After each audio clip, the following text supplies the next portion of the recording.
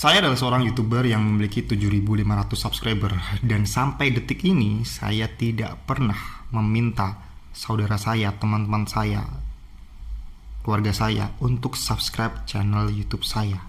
Karena saya paham betul bahwa channel YouTube saya itu tidak untuk semua orang. Dan sebenarnya ada sebuah kejadian yang membuat saya itu semakin yakin kenapa saya tidak ingin atau tidak mau meminta teman-teman saya untuk subscribe channel YouTube saya. Dulu ketika saya pengen bikin channel YouTube, ketika saya berumur 20-an dan baru terrealisasi di umur 30-an gitu, saya selalu beralasan bahwa saya belum berani bikin channel YouTube saya karena belum punya kamera yang bagus. Belum punya, minimal belum punya iPhone gitu lah buat ngerekam diri saya depan kamera. Padahal sebenarnya waktu itu saya itu cuman murni nggak berani ngomong depan kamera, tapi saya selalu beralasan saya nggak punya gadget yang bagus untuk merekam diri saya. Tapi seiring berjalannya waktu, ketika saya mulai memiliki pikiran terbuka, ketika saya mulai lihat konten-konten yang direkam secara sederhana, secara simple dan mendapatkan views yang oke, saya pun memberanikan diri untuk ngomong depan kamera dengan kamera biasa, pakai Android, pakai webcam doang. Bahkan salah satu video saya yang cukup banyak ditonton adalah menggunakan webcam. Nah, di situ saya cukup happy dengan pencapaian saya. Pertama, saya berhasil mengalahkan diri saya dengan rasa ketidakpercayaan diri saya untuk ngomong depan kamera. Yang kedua, saya membuktikan bahwa tanpa gadget, tanpa kamera yang bagus, kita tuh bisa loh bikin channel YouTube dan bisa loh mendapatkan views gitu.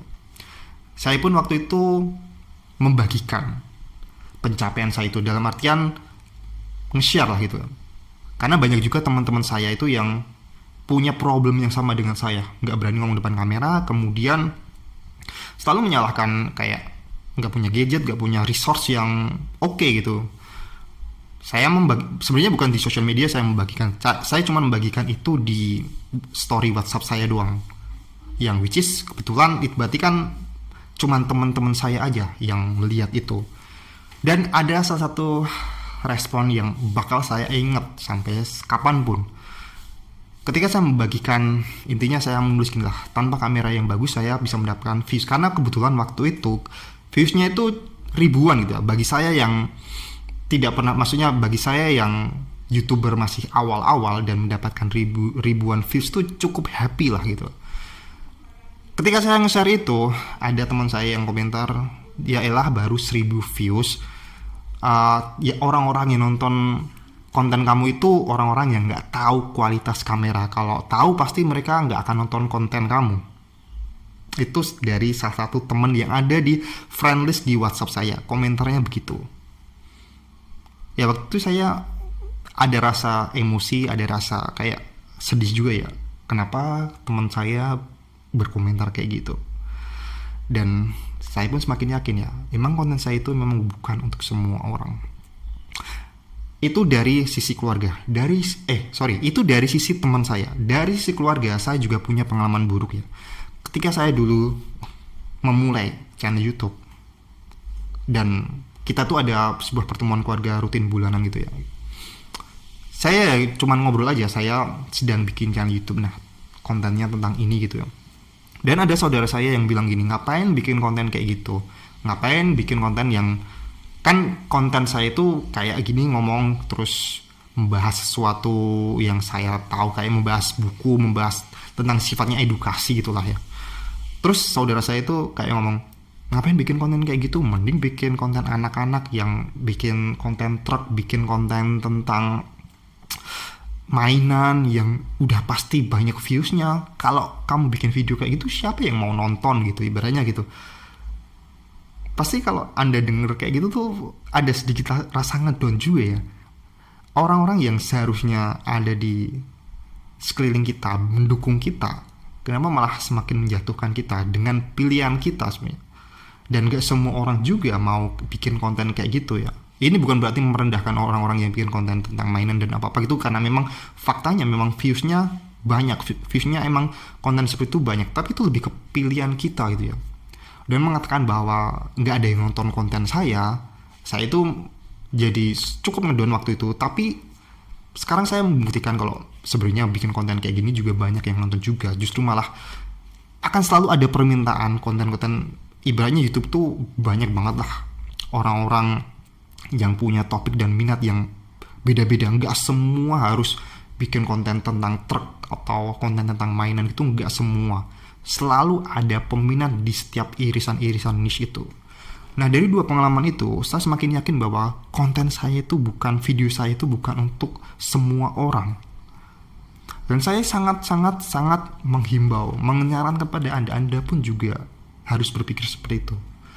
Jangan, intinya gini, Anda minta restu sama keluarga, sama teman Anda itu boleh, tapi jangan pernah meminta atau bahkan kayak membujuk mereka untuk subscribe channel YouTube Anda.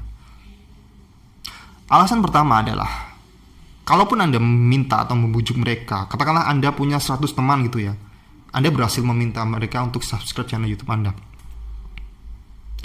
Tapi ketika Anda bikin video, mereka nggak akan menonton video Anda.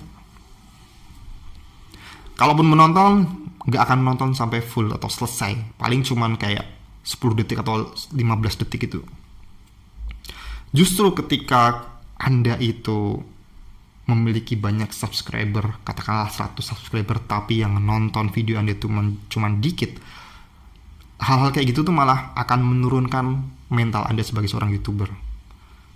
Bagi saya malah lebih enak ketika saya menarik the real subscriber, orang-orang yang memang berminat dengan topik saya, meskipun sedikit. Katakanlah saya punya 5 subscriber doang ya, dan yang nonton video saya itu ada 10 views.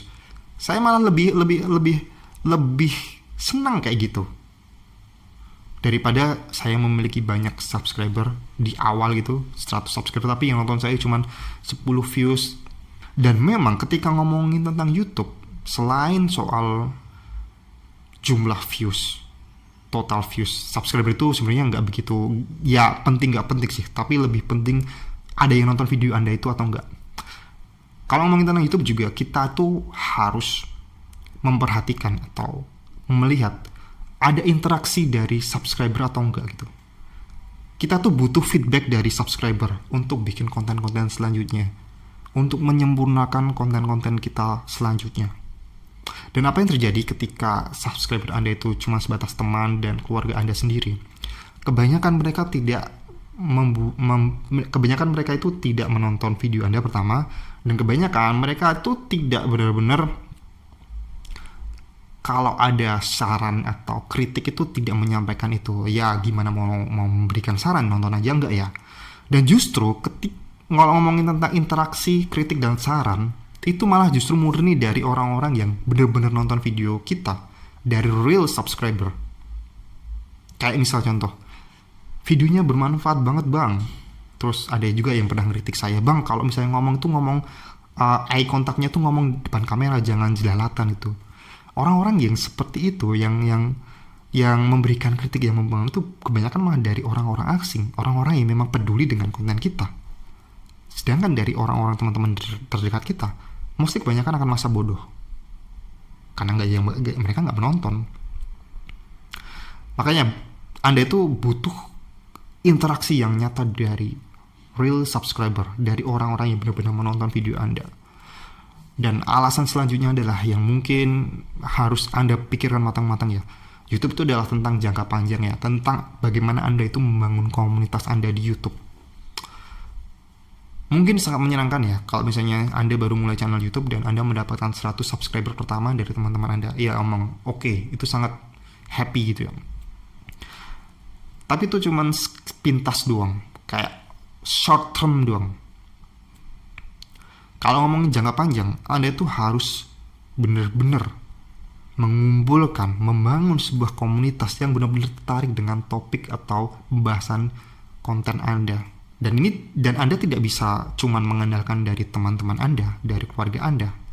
Anda harus mulai memfokuskan pada orang-orang yang ingin Anda bantu, orang-orang yang ingin Anda hibur, orang-orang yang ingin Anda berikan inspirasi dengan topik konten Anda. Dan itu tidak cuma sekedar dari keluarga. Anda harus berpikir lebih luas gitu ya. Fokus aja pada orang-orang yang pengen Anda bantu, orang-orang asing yang pengen Anda bantu. Semakin Anda menemukan orang-orang baru, Anda tuh semakin mudah Anda menemukan orang baru lainnya. Saat fokus pada satu orang asing baru aja, semakin lama akan getok tular dan semakin banyak orang yang akan semakin relate dengan konten Anda. Mungkin video kali ini cukup sekian ya. Dan buat Anda yang sekarang baru pengen start channel YouTube atau memulai channel YouTube, kebingungan untuk menentukan niche topiknya, Anda bisa download ebook saya yang berjudul YouTube Niche Navigator. Itu ada sebuah ebook yang saya tulis berdasarkan pengalaman saya sendiri ketika saya bingung menentukan topik apa yang pengen saya angkat di YouTube ya. Karena kita nggak sembarangan menentukan topik YouTube, itu tidak sembarangan ya. Ingat, YouTube Anda itu bukan untuk semua orang. Oke, sampai jumpa di video berikutnya.